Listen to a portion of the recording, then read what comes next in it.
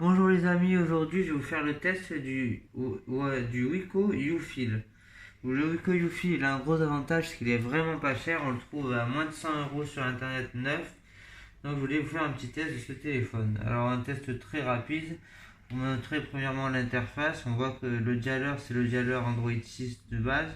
Parce que c'est Android 6 qui tourne et il n'y a pas de mise à jour, ni vers la 7 et encore moins vers la 8. Quand on lance YouTube, voilà, on va voir le temps que ça met installé. Évidemment, j'avais pas YouTube. Vous allez pouvoir voir mettre à jour, voilà. On va laisser se mettre à jour. Pour l'instant, on va faire autre chose.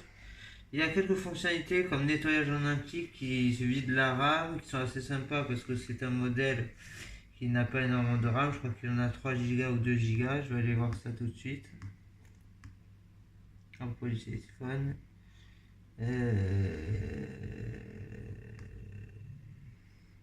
État, voilà. Alors, je vais voir ça. Ouais, bon, je vais aller chercher ça va être une bonne façon de tester Google. Fiche technique, Wiko ou YouFil. Voilà la fiche technique du Wiko YouFil. Vous allez la voir en même temps que moi.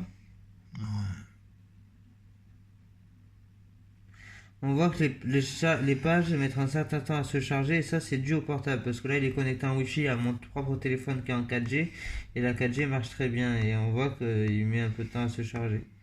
Alors on peut voir qu'il a un écran 720p de 5 pouces, pas de mode gant, il existe en plusieurs couleurs, il est sur Android 6, ça je vous l'avais déjà dit.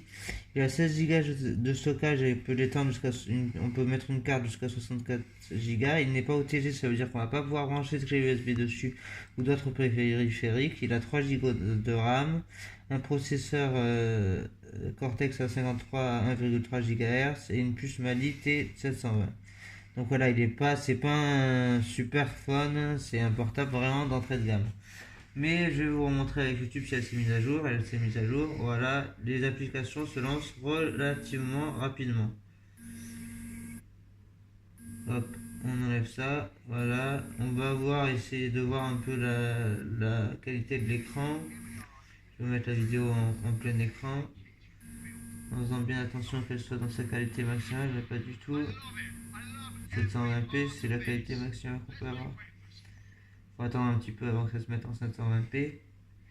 On relance la vidéo.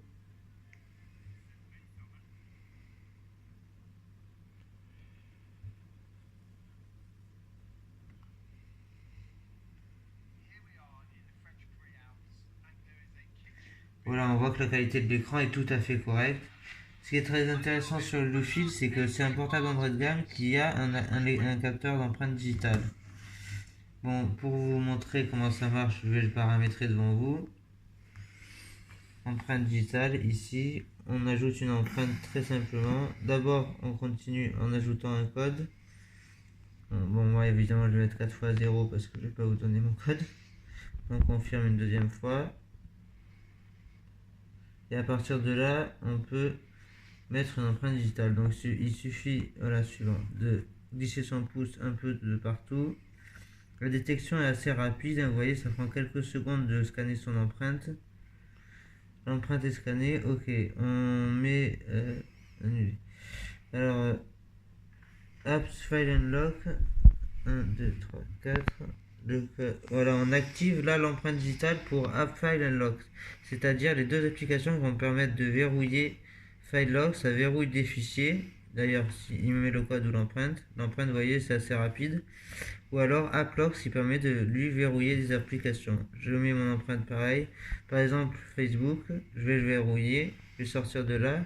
Et quand je vais vouloir aller sur Facebook, il va me demander mon code ou mon empreinte. Je mets mon empreinte et ça se lance, vous voyez, assez rapidement. Pour un modèle d'entrée de gamme, il est vraiment très rapide, c'est sa grande force.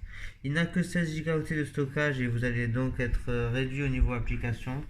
Bon, je pense qu'on a fait le tour. Je vous montre l'interface photo pendant quelques secondes. Voilà, c'est une interface complètement basique. Je vous mettrai des photos dans la vidéo qui est prise avec ce portable. Qu'est-ce qu'on a d'autre? On a la radio FM, ça peut être pas mal pour écouter de la musique quand on n'a pas trop de musique. Voilà, il a une galerie qui ressemble à ça, qui classe par date. Qu'est-ce que je pourrais vous montrer d'autre? Le lecteur musical, c'est le même sur tous les Wiko, hein. Il a artiste, album, c'est tout à fait classique, ouais. Je vais vous montrer un peu le son qu'il a. Bon, c'est un son de mauvaise qualité, mais pour un portable bas de gamme, c'est tout à fait correct.